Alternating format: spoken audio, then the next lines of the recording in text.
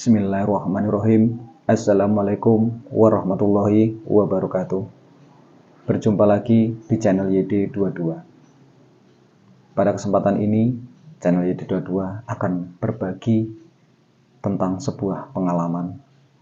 Namun sebelum saya melanjutkan ke pokok pembahasan, yang baru menemukan channel ini, silakan untuk di-like dan di-subscribe.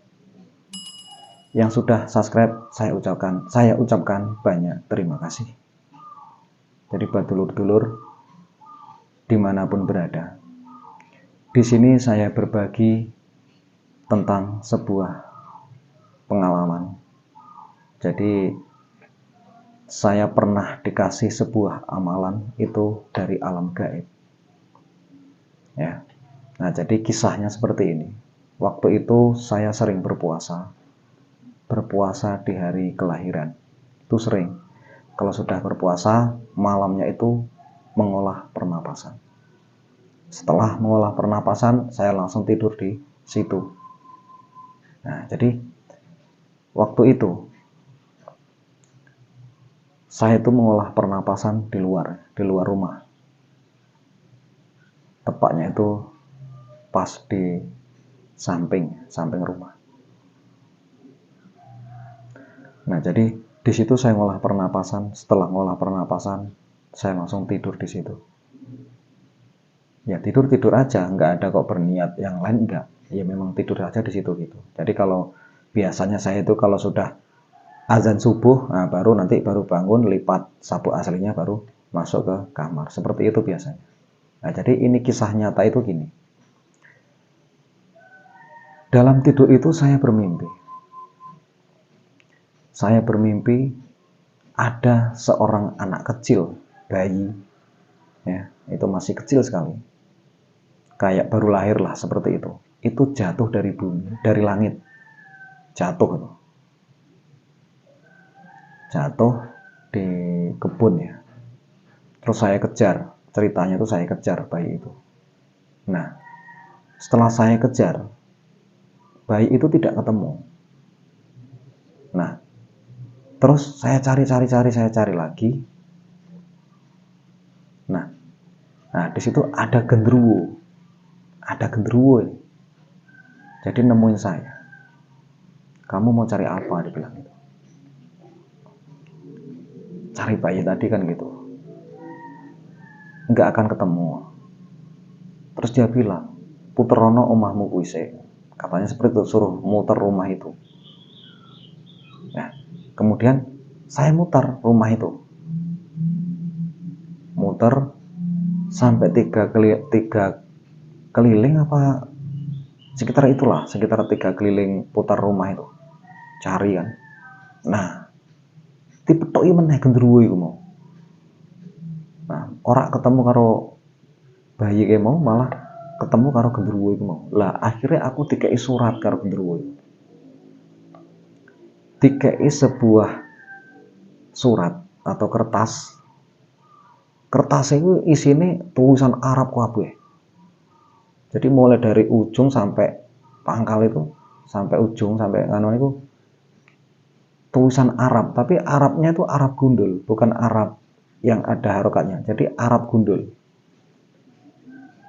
Nah, setelah saya baca, itu semua banyak yang di situ yang saya baca itu nggak ada yang tahu, nggak hafal saya, nggak tahu apa yang dibaca. Nah, cuman di tengah-tengah situlah ada bacaan yang bisa dibaca, yang lain tidak bisa dibaca.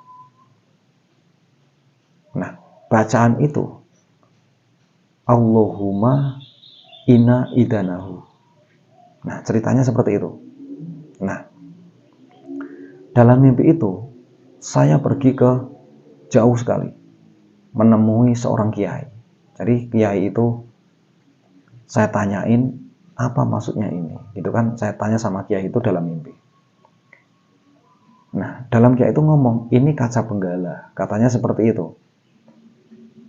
Jadi Allahumma inna idanahu itu katanya kaca benggala. Nah, kemudian saya kembali lagi ke rumah setelah bertanya tadi. Itu jauh sekali nemuin kiai itu. Setelah saya kembali ke rumah lagi, nah, saya dikasih kaca. Saya dikasih kaca. Bentuknya itu kayak kayak memang kaca benggala yang kaca, tapi memang ada ukirannya. Ya kaca. Nah, setelah dikasih kaca itu saya tidak ngerti apa maksudnya. Sementara yang dikasih ayat itu, kata kiai itu gini, ini Arabnya tulisan ini yang bisa dibaca cuma di tengah itu. Ya, kalau itu ya saya tahu, tak bilang gitu. Itu bacaannya Allahumma inna idanahu. Jadi sampai sekarang itu belum terpecahkan apa itu makna dari Allahumma inna idanahu. Jadi kalaupun ada di luar sana yang mengerti tentang paham dengan Arab, ilmu Islam atau makna ini, ya bisa tulis di kolom komentar ya. Itu kalau nggak salah amalannya itu Allahumma inna idanahu. Jadi seperti itu. Jadi itu benar-benar dari alam mimpi. Jadi ayat itu seperti itu. Dan sampai sekarang saya belum pernah untuk mencarinya yang lebih serius, belum. Belum pernah saya wiridkan, saya cari, saya puasa, itu belum. Tapi ayat itu masih teringat. Allahumma inna idanahu itu. Nah, intinya di sini saya menyampaikan. Jadi kalau kita sering pernapasan, sering olah napas, itu memang hal-hal yang terutama yang gaib, yang mungkin apalagi kita sering bersuci ya, sering berpuasa, itu mudah kita mendapatkan sesuatu hal-hal yang di alam lain. Seperti itu ceritanya. Jadi ini intinya saya berbagi pengalaman, berbagi wawasannya. Mungkin kalau mungkin di luar sana yang mendengarkan apa yang saya sampaikan ini, mungkin ada yang tahu maksud dari Allahumma inna idanahu. Ya kalau bagi saya sih nggak terlalu itu ya, nggak terlalu saya pikirkan. Cuman ini adalah sebuah pengalaman. Jadi pernah dikasih sebuah amalan dari alam gaib, yaitu yang saya bilang tadi Allahumma inna idanahu.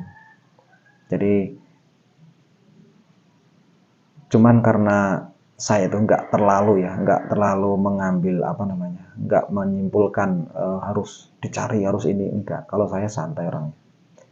Banyak ya pengalaman-pengalaman yang saya bermimpi yang yang aneh-aneh sekarang tuh banyak sekali, nggak terhitung. Itu banyak sekali. Ya mungkin sedikit banyak nanti akan saya jabarkan untuk sebuah pengalaman atau kisah nyata, kisah cerita ya. Jadi ada ngeri-ngeri sedapnya lah seperti itu. Mudah-mudahan ini bisa menjadi motivasi, bisa menjadi sebuah cerita ya.